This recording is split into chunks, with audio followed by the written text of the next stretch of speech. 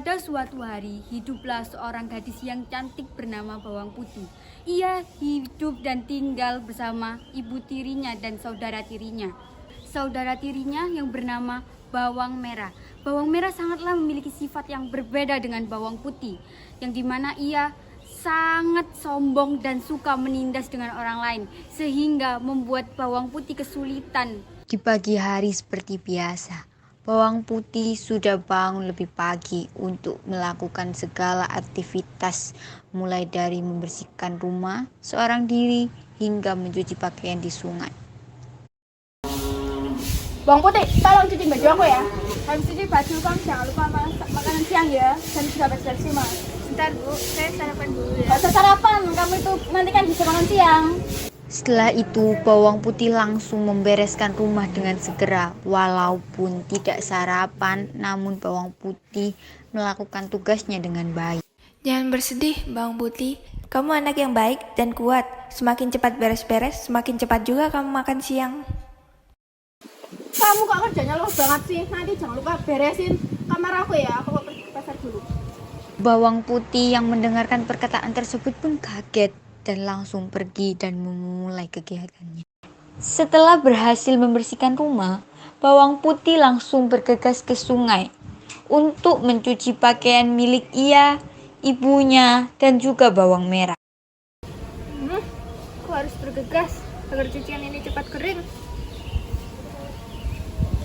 Dengan semangat, Bawang Putih mencuci bersih semua pakaian yang ia bawa. Namun sayangnya, tiba-tiba baju kesayangan ibunya hanyut ke aliran sungai. Tidak, itu baju kesayangannya ibu. Bagaimana ini? Dengan susah payah, Bawang Putih menelusuri sungai secara hati-hati. Ia mencari baju milik ibunya yang hanyut terbawa oleh air sungai. Saat sedang mencari, Bawang Putih melihat beberapa orang dan bertanya. Permisi Bu. Iya, Neng. Apakah ibu lihat baju yang hanyut di sungai ini tadi? Enggak, Neng. Memangnya hanyut ke arah sini? Iya Bu. Coba cari dulu aja, Neng. Kalau hanyut ke arah sini pasti ketemu kok. Iya Bu, terima kasih. Iya, Neng. Hati-hati. Setelah menelusuri sungai yang cukup panjang, tiba-tiba Bawang Putih berpikiran bahwa mungkin baju sang ibu berada di ujung sungai. Dengan tekad yang kuat, Bawang Putih pun berjalan ke ujung sungai. Dan tidak lama itu ia disambut dengan seorang nenek. Bawang Putih yang melihat nenek tersebut pun langsung bertanya tentang baju ibu yang hanyut di sungai. Permisi, Nek. Ya. Apakah Nenek lihat baju yang hanyut di sungai ini tadi? Ya, saya melihat. Apakah saya boleh membawa baju itu, Nak? Itu baju milik ibu saya. Kalau saya tidak membawa baju itu, saya kena marah. Baiklah, saya akan memberikan pakaian tersebut, tetapi kamu harus membantuku dengan banyak hal. Apa yang harus saya lakukan, Nak? Bantu saya untuk mengambil air dan mencari kayu bakar. Baiklah, saya akan membantu nenek.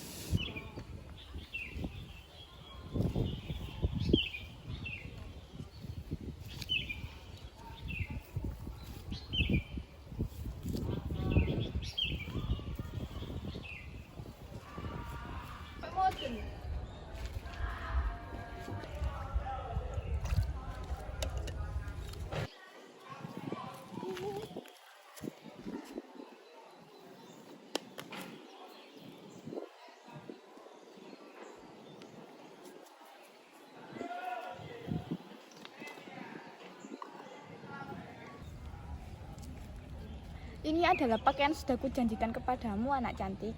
Dan kamu telah bekerja keras kepadaku, membantuku. Ini aku akan memberikanmu labu.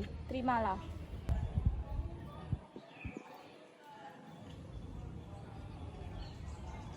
Terima kasih, Nenek. Walau bukan karena baju ibu, kalau semisal nenek butuh bantuan, saya bisa membantu seperti saat ini. Setelah itu, Bawang Putih pulang dengan membawa labu di tangannya. Setibanya di rumah, Bawang Putih kena marah oleh sang ibu dan Bawang Merah karena ia terlambat pulang. Kenapa kamu pulang terlambat? Apa kamu lupa untuk masak makan siang? Karena kamu aku harus masak makan siang sendiri, tahu? Saya habis membantu nenek di sungai tadi, mengambil kayu dan mengambil air untuk nenek itu. Lalu nenek itu memberi labu ini.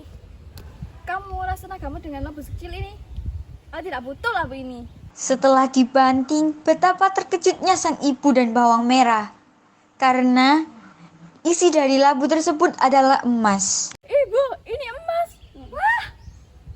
Bawang putih, kamu harus menemukan bawang merah dengan si nenek itu. Apa? Setelah bertemu dengan sang nenek, bawang merah membantu apa yang nenek itu minta. Selama mengerjakan tugasnya, bawang merah berpikir bahwa ia dan ibunya akan menjadi orang kaya dan memiliki banyak emas. Nenek, ini saudara saya. Beliau ingin membantu nenek. Oh iya nak, kalau gitu tolong bantu saya carikan kayu bakar dan juga air di sungai. Aku harus lebih semangat dan bekerja keras agar mendapatkan imbalan lebih dari bawang putih. Dan aku akan menjadi kaya raya. Hahaha. Nenek, aku sudah mengerjakan apa yang nenek minta. Nenek, terima kasih kamu telah membantuku untuk mencari kayu dan juga mengambil air di sungai. Ada sebuah imbalan untukmu nak, terimalah labu ini. Wah, makasih ya, Nek. Dengan senang, bawang merah membawa labu besar dan berat tersebut ke rumah.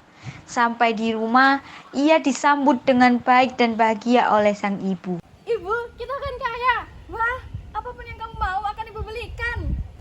Setelah membuka labu tersebut dengan semangat, betapa terkejutnya bawang merah dan ibu melihat isi labu tersebut. Bukannya emas yang ia dapat, namun labu tersebut berisi seekor ular. Ini adalah labu busuk, ada ularnya. Tidak, jauhkan aku dari labu itu. Ibu, itu menggelikan. Sudah beberapa hari bawang putih dimarahi oleh ibunya karena kejadiannya waktu itu. Padahal semua itu bukan salah bawang putih.